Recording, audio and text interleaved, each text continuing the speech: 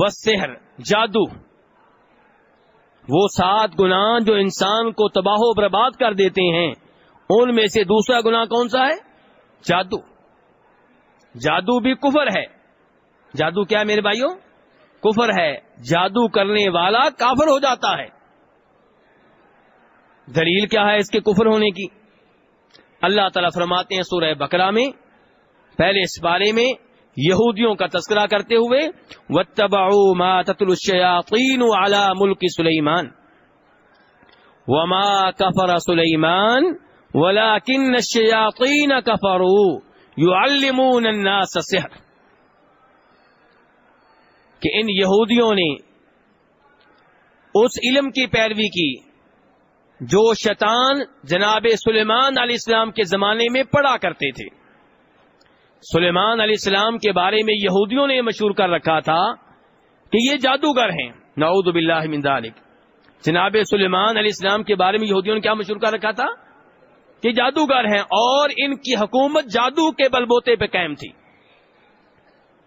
اللہ نے کہا نہیں، سلیمان علیہ السلام میرے نبی ہیں، وہ یہ کفر نہیں کر سکتے، یہ جادو کا کام کرنے والے، جادو والا کفر کرنے والے سلیمان علیہ السلام نہیں تھے بلکہ یہودی تھے۔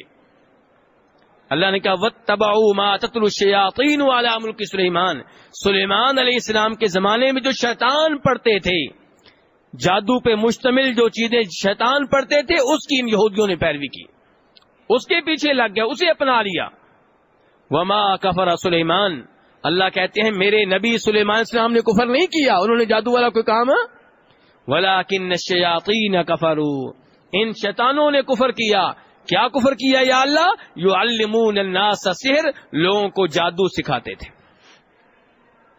تو جادو کفر ہے، جادوگر کفریہ کام کا ارتکاب کرتا ہے، اسی لیے کئی ایک صحابہ کرام کا فتویٰ ہے کہ جادوگر مل جائے تو اسے قتل کر دیا جائے۔ قتل کون کرے گا جی؟ میں اور آپ یا حکومت؟ یہ حکومت کے کام ہے میرے بھائی، میرے اور آپ کے کام نہیں ہے۔ ورنہ تو جس سے میری دشمنی ہوگی میں کہوں گا جادوگر کو قتل کر دیا۔ نہیں، یہ حکومت کے کام ہوتے ہیں، قانون کو اپنے ہاتھ میں لینے کی اجازت نہیں ہے۔ تو صحابہ کرام کا فتویٰ یہ ہے کہ جادوگر کو قتل کر دیا جائے۔ یہاں پہ ایک سوال پیدا ہوتا ہے کہ اگر کوئی ہمارے اوپر جادو کر دے تو جادو اتارنے کے لیے، جادو زائل کرنے کے لیے کیا ہم جادو کا سہارا لے سکتے ہیں؟ جادو کا علاج جادو سے کر سکتے ہیں؟ اور سیانے کہتے ہیں لوہے کو لوہا کاٹتا ہے جی، یہ کام کر سکتے ہیں؟ نہیں۔ امام ابو داؤد رحمہ اللہ روایت کرتے ہیں کہ نبی صلی اللہ علیہ وسلم سے سوال کیا گیا کہ جادو کا علاج جادو سے کر سکتے ہیں؟ آپ نے فرمایا ہی من عمل الشیطان، کہ جادو کا علاج جادو سے کرنا یہ شیطانی عمل ہے۔ ہمارے نبی صلی اللہ علیہ وسلم پہ یہودیوں نے جادو کیا تو اس کا علاج کیسے کیا گیا تھا؟ آپ کو قرآن پاک کی صورتیں بتائی گئیں، قرآن پاک کی صورتیں آپ پہ پڑھی گئیں، قل اعوذ برب الفلق، قل اعوذ برب الناس، قل اللہ احد، یہ تینوں صورتیں بہترین علاج ہیں جادو کا۔ اور امام مسلم رحمہ اللہ روایت کرتے ہیں کہ نبی صلی اللہ علیہ وسلم نے فرمایا جس گھر میں سورہ بقرہ کی تلاوت کی جائے اس گھر سے شیطان نکل جاتے ہیں، بھاگ جاتے ہیں، چلے جاتے ہیں۔ کون سی صورت؟ تو اگر جادو کا قبل از وقت علاج چاہتے ہیں تو اپنے گھر میں تلاوت کرتے رہا کریں، خصوصاً سورہ بقرہ کی تلاوت۔ لیکن ہم نے تو مزاج ہی اور اپنا لیا ہے، ہم اپنے بیٹوں سے کہتے ہیں بیٹا یہ تلاوت، یہ نمازیں یہ مسجد تک محدود رکھا کرو، نماز پڑھنی ہے کہاں جاؤ؟ مسجد میں۔ تلاوت کرنی کہاں جاؤ؟ گھر میں۔ یہاں فلمیں چلیں گی، ڈرامے چلیں گے۔